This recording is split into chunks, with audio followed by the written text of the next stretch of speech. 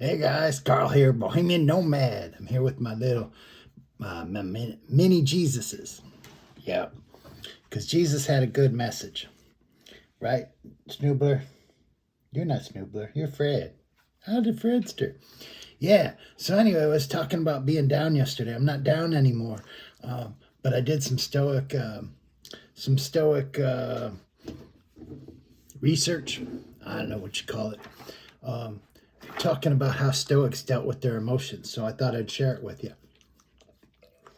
And we'll mix in some Tim Timbery. He's going to do a lot of filming today. I think Tammy went somewhere for the weekend, probably to visit the kids. So he's off filming. But there's 12 different things you can do to deal with your emotions as a Stoic. First thing, probably most important thing to get into it, and there's going to be some yin and yang to this, but is to move your body.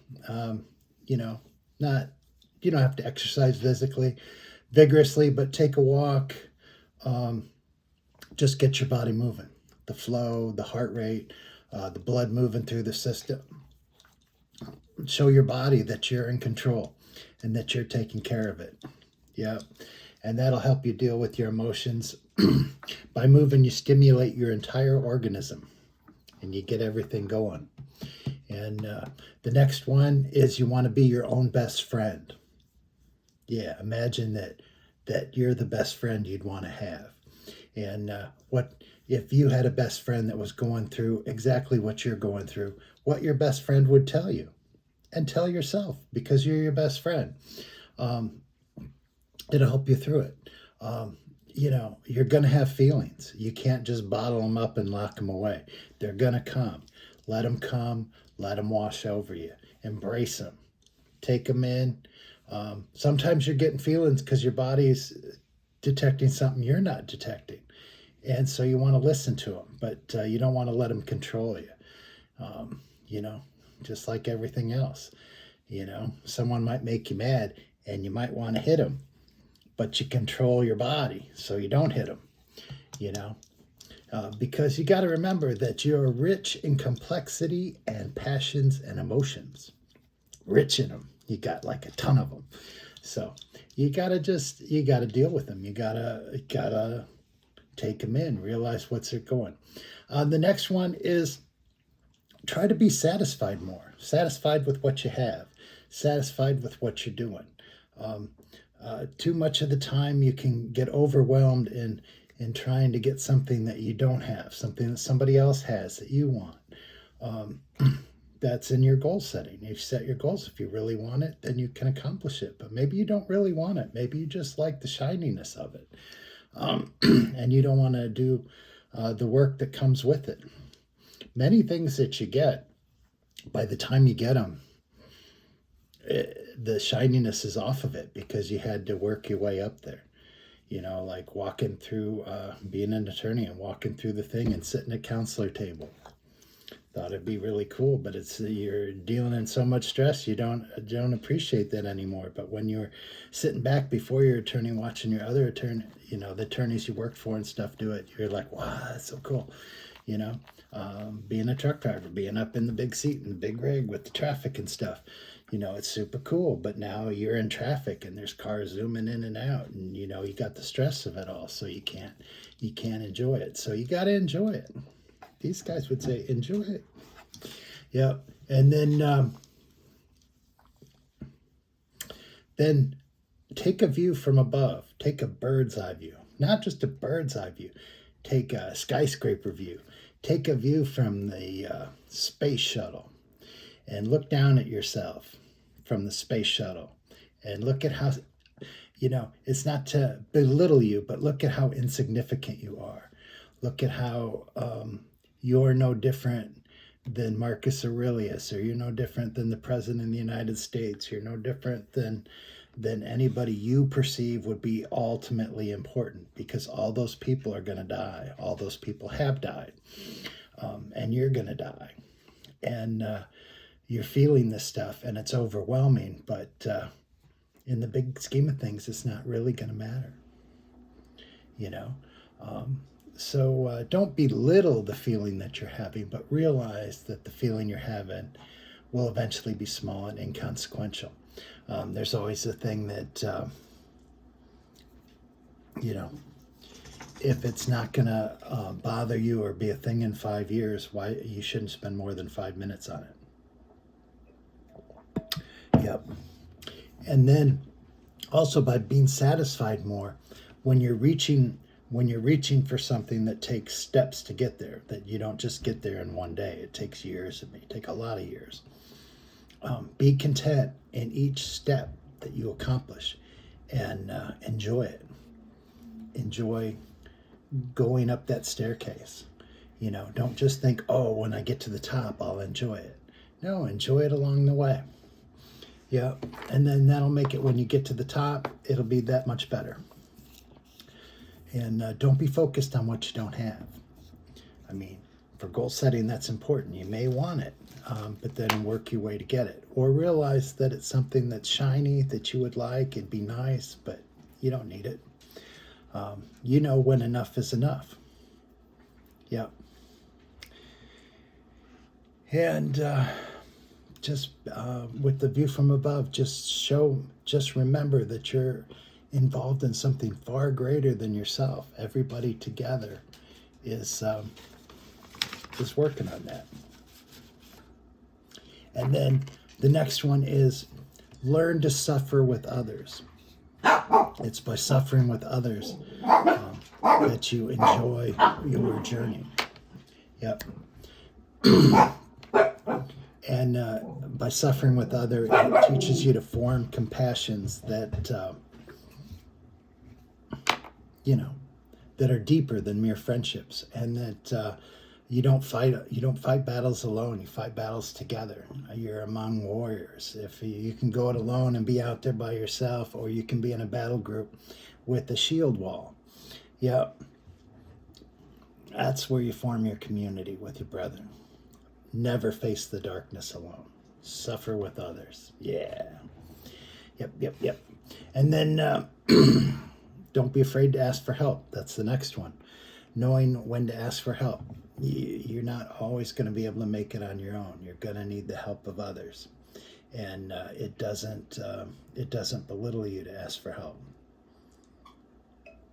If you need help, ask for it.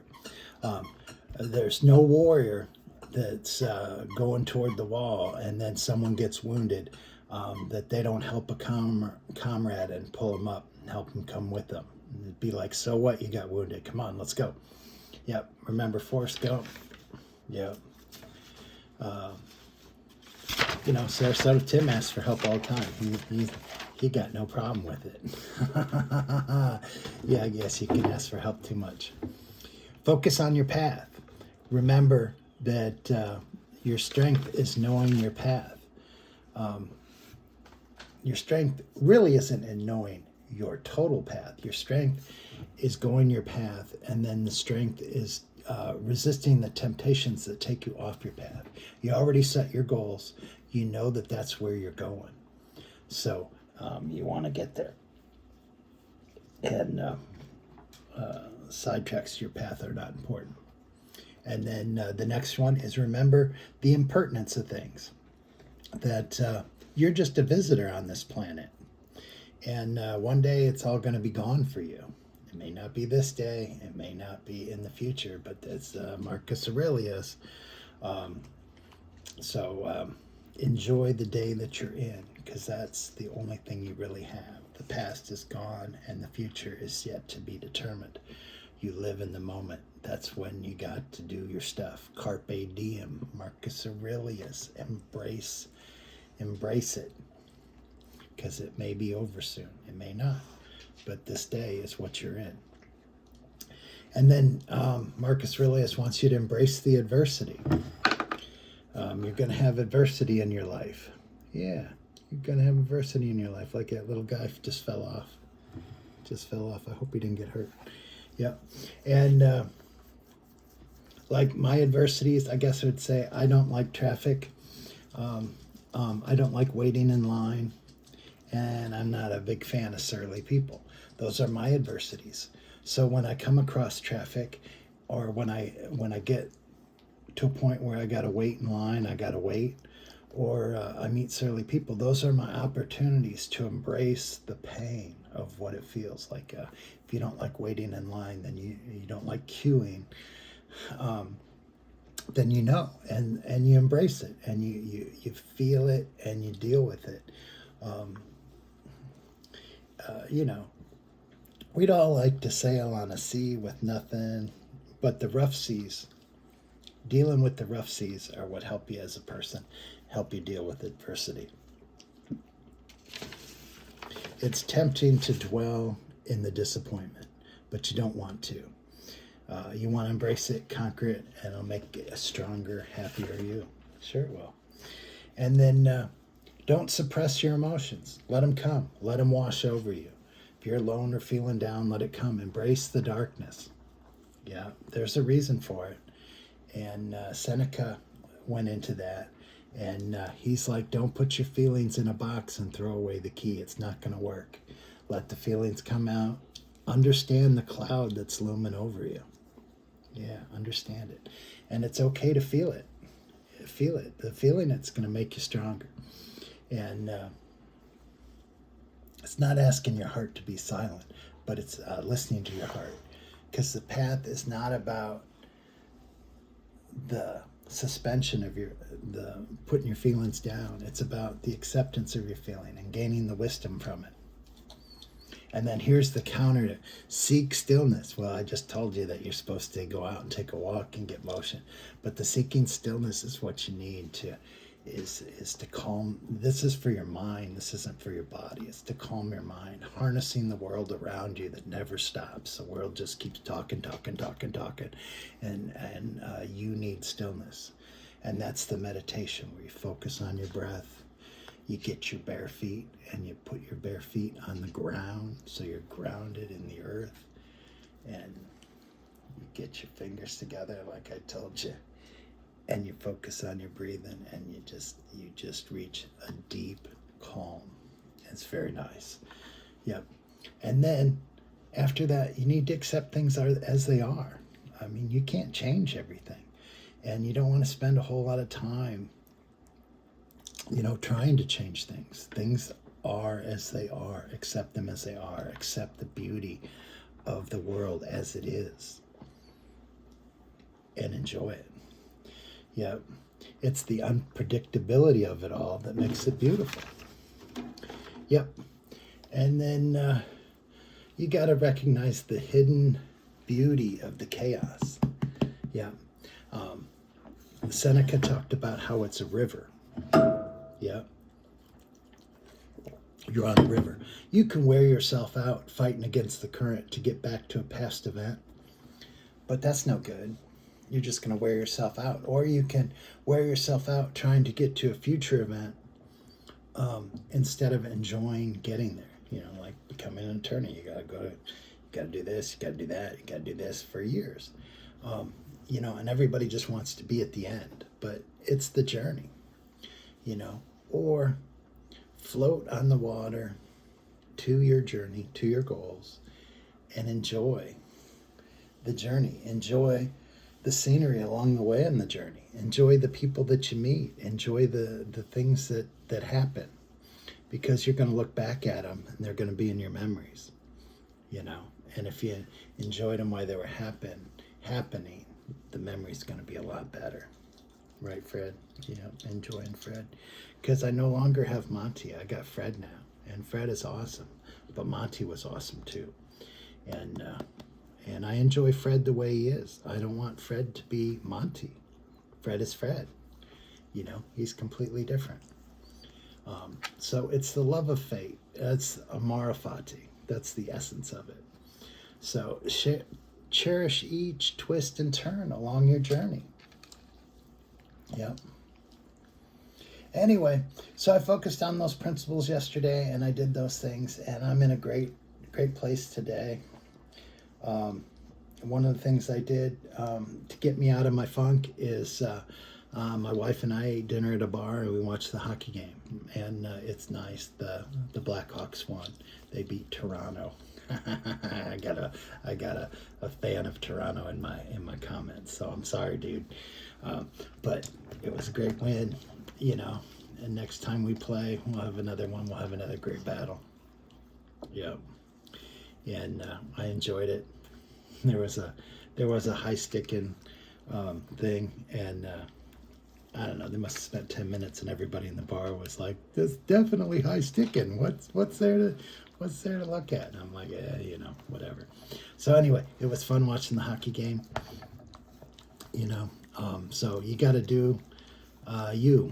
But those are the 12 principles of if you're feeling down and you got a cloud over you, of how to deal with it and how to get over it. So I hope that helps. Since we're a Tim comment channel, we'll comment on Tim real quick here at the end. He's making videos. He's making a ton of videos. He's having problems with his motorcycle. Big surprise. He bought the motorcycle because he thinks it's going to bring him a lot of views. I guess if you go on YouTube, there's a lot of views about the Goldwing. I don't know. Maybe it will. Maybe it won't. And people talked about how I don't practice stoicism with Sarasota Tim, and it's true. So I'm trying to give Tim a little indifference. I'm trying to watch Tim for just my personal enjoyment of the journey, and knowing that I don't want to be Tim, and watching Tim's characteristics and seeing that I don't want to be him. I wonder if he ever gave that Harley jacket back to the dude that lives across the road, or that Harley jacket's still in Tim's closet. That would be interesting to know. Yep. So, Fred, you look sad. I look sad, Carl. Can you show me a little twofers? Little twofers? You got little twofers under there. They're really cute. Yeah.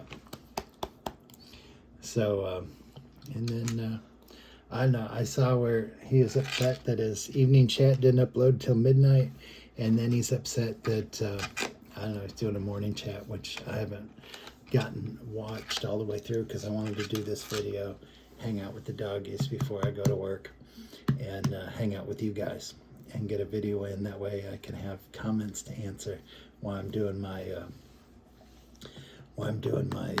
deliveries today. Yep, seeing how it went. And RVing with the geezer, I saw your comment pop up on the thing. I haven't answered it yet. You always thanks for the mention. But man, if you guys, if you want to retire good and have a good life, watch RVing with the geezer. I mean, Rusty with a bunch of numbers is cool, but RV living with the geezer, he's got it made. Living in Texas, he's got his family. He loves baseball, which I don't, but he loves it. And he has a great time. And he's got ducks and donkeys have been in his life forever. I love your channel, RV Living with the Geezer. Yep. I love it. I don't know if other people love it, but I do. And Fred does. Fred goes, "Show me Luna. Show me Luna." There's his little twofers. "Show me Luna." Luna. We got a Luna next door, but not for long because we're going to move, so Luna won't be there. I don't know. But I love all you guys. I know I'm not supposed to say that, but I do, because he loves you too, except for the guy that fell down. Yeah. I love you too. Whoops, they don't love you. Anyway, I gotta go. This is way too long. Everybody have fun today. Seize the day. Carpe diem. Amara fate. Moto mori. All the good stuff. Yep, let's do it.